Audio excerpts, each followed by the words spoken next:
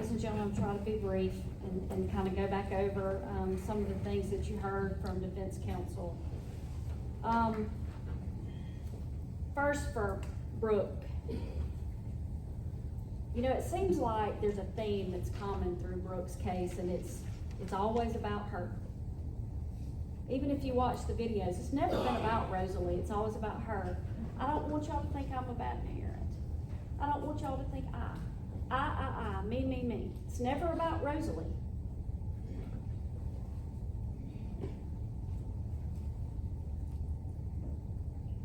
Megan Riley was not called as a witness by the state of Mississippi. And Ms. Carter made a big issue of that. But what she didn't tell you is that she was also subpoenaed by defense counsel. They could have called her too, but they didn't either. So I just wanted that to be clear. It's not that we were trying to hide anything. The fact is she wasn't in the room when Rosalie rolled over into the bouncy seat. And the interesting thing is that I keep hearing all these new theories come up. You've got the thud, you've got the daycare, you've got the dog. Now it sounded almost like they were accusing Megan Riley of doing this to Rosalie. But then it wasn't the daycare, but then it is the daycare, but Brooks on expert said it couldn't be the daycare, but now it might have been the daycare another time, sometime between the 2nd and the 26th, but nobody can point you to any incident that happened that day. There's been some sort of an insinuation by the defense that something may have happened at the daycare on October the 25th. Well, there's a problem with that. Because you see, you heard testimony from Brooke herself. She told you that she picked the baby up at noon on the 25th, on that Friday. So she was with her all afternoon and all day Saturday. That daycare was open till 7 p.m. that night. She didn't report any bruise on Rosalie or any problem with Rosalie. And she couldn't explain the forehead bruise. She still hasn't. Still hasn't. The injury that Rosalie had at that daycare were bruises to the face. Bruises to the face don't cause brain bleeds, ladies and gentlemen.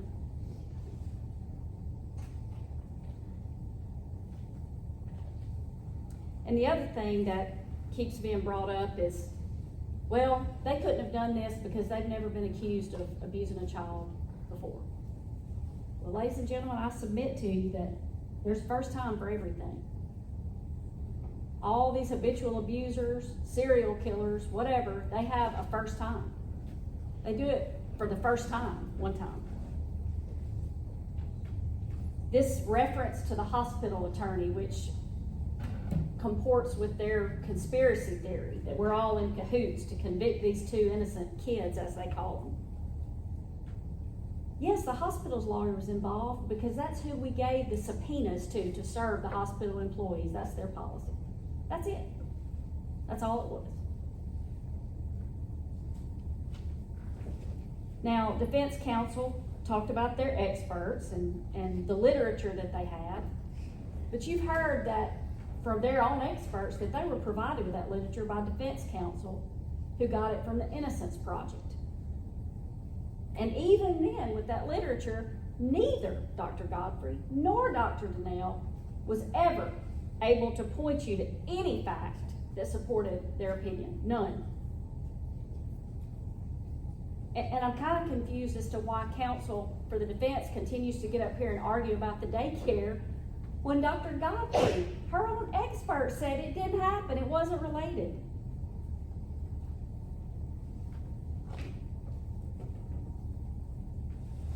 The skull fracture issue. J.D. Carter told Brooke the baby had a skull fracture. He sat up there and told you he was mistaken about that. He had been working on another case where there's a skull fracture. He was confused about that. But what does it really matter? The fact is, your baby is dead. Your child is gone. And furthermore, she had talked to all the doctors at UMC, the doctors at South Central. Nobody had ever mentioned a skull fracture to her. So wouldn't her normal response have been, well, nobody else said anything about a skull fracture, but she didn't say that. And then something was also mentioned about she saw Brandon being let out in cuffs before she was brought in, and she was assumed, she just She just knew she was going to be let out in cuffs too. Why would she assume that? I want you to look back at the interviews like I told you earlier. Look at Tanya Madison's interview. Look at J.D. Carter's interview. Look at the difference in the emotion. 5 days after her baby's funeral, total no emotion. But when she realizes she's in trouble, that's when the emotion comes out. It came out on the 911 call, and it came out when she went to that sheriff's office. And their claim to you that somehow, oh, they thought they were just coming in to give another statement. They didn't know what was going on. You remember what she said on that stand.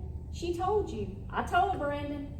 She said on the interview to JD, I apologize, it wasn't on the stand, it was on the interview to JD. She said, I told him on the way over here, they're going to be asking you some hard questions now. Did you do something to the baby or not? They knew what was coming.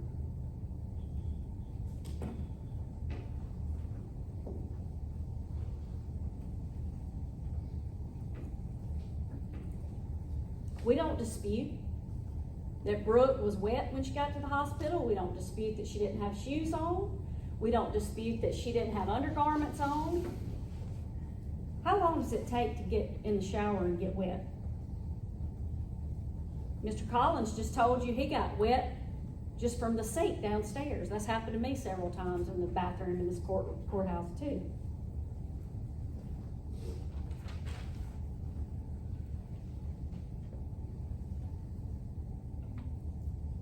And then something was mentioned about Brooke being up for 2 or 3 days when she gave the interview to Benton.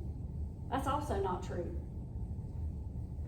She came into that hospital in the wee hours of the morning on the 27th of October. He talked to her on the 27th of October. It had been a few hours. I get she was sleepy. I'm sleepy. I haven't slept in 2 weeks. But here's the difference. She's falling asleep when she has the undivided attention of a medical doctor that can tell her what's wrong with her baby. And he's having to say, Brooke, because she's falling asleep. And then, and I just have to be honest with you, it really is insulting to me on behalf of Dr. Benton that all this question has been called about he's lied and told her that Brandon Gardner confessed. That he told her he confessed to this. What in the world motive does Scott Benton have to lie? Not any. Not one. But what about Brooke Stringer and Brandon Gardner? What's their motive? To lie.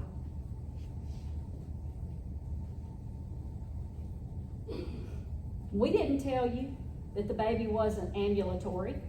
Her mama did. She said she can't sit up, she can't crawl. At one point in the interview, she said she's not even trying to crawl. And something interesting that Mr. Collins just said a while ago, he said, how does a child, and listen, this is really important, how does a child roll and sustain that type of injury on her face at the daycare on a swing or a bouncy seat? They say that they want you to believe that she rolled and hit a nightstand at 6 months old with enough force to cause retinal hemorrhaging, subdural hematoma, brain bleed, all these injuries because she had enough ability to roll and hit a nightstand with that much force. But you can't get a bruise from hitting a bouncy seat. Ladies and gentlemen, it just doesn't make sense. Counsel for Ms. Stringer mentioned death threats that they've received. I think it came out that maybe they'd gotten death threats by text or on Facebook. Well, I didn't see those. Nobody brought those to show you. And yes, Adam Cochran, Tanya Madison, they both at first thought it was an accident. That just goes to show you. That goes against their entire case, which is this is a conspiracy. It never was. Nobody wants to think somebody would do something like this to their child. And they didn't automatically think that either. But when the medical evidence is uncontroverted, like it's been in this case, there is no other conclusion, ladies and gentlemen. The CT scan has never been an issue.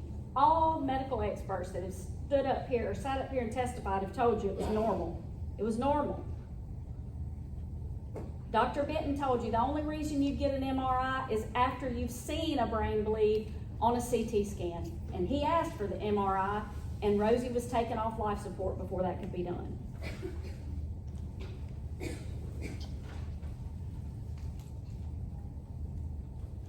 Counsel for Ms. Stringer told you that Dr. Benton has been wrong in cases before. He's been incorrect. Did you hear him ask about any of that when he took the witness stand? I didn't. Dr. Benton has an agenda. That's what they said too. Well, what is his agenda? To send innocent people to prison? Is that what his agenda is? No, he has a job, and he does it very well, to protect the kids in the state that are being abused.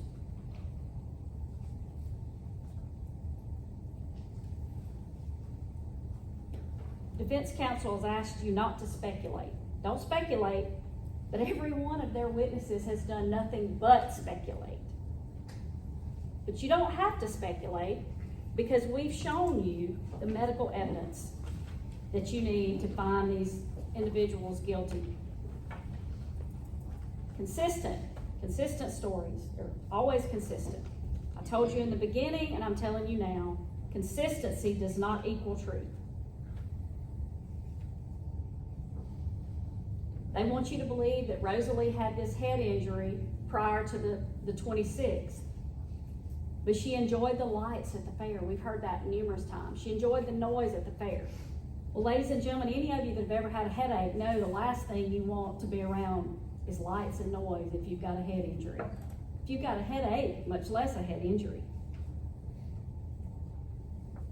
Mr. Collins once again stated that Mr. Gardner said he saw the whites of her eyes with the light, but he said it was pitch black.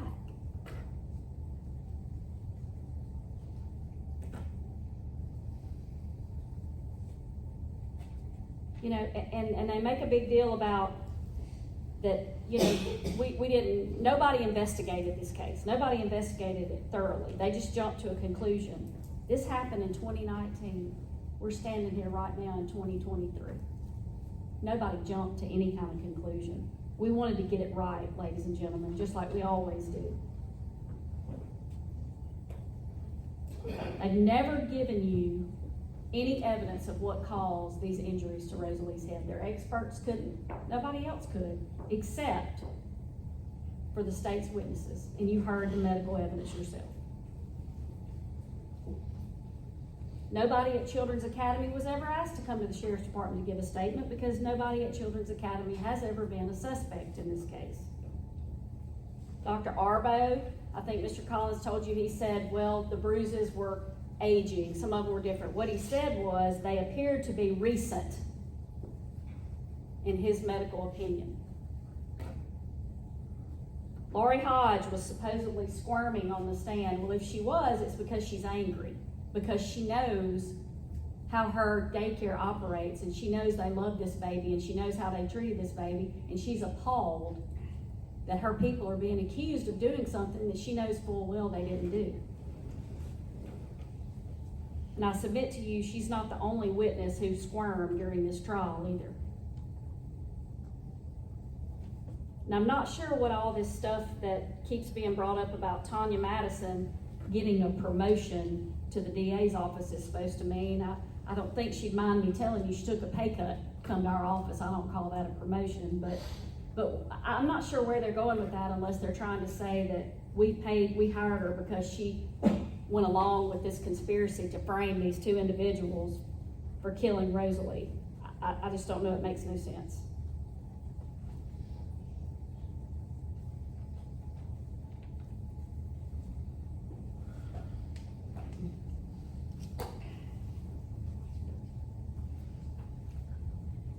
Ladies and gentlemen, that night on October the 26th, it had been a long day for a 6-month-old baby.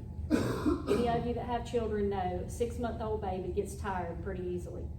She's fussy, she's crying, she's tired, she's been out all day. It's after 9 o'clock. No doubt, Brooke and Brandon were tired, they're exhausted.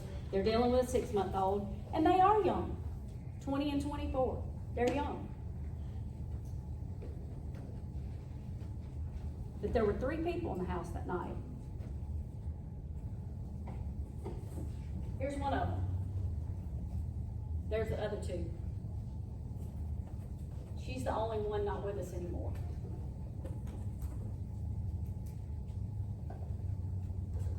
I'm not here to tell you that Brandon and Brooke don't sound frantic on the 911 call. They do. I agree with that, even at the hospital. But I think they're frantic for a different reason. Because they realized we went too far. They freaked out. And that's what you hear on that 911 call. Oh my gosh, what in the world have we done?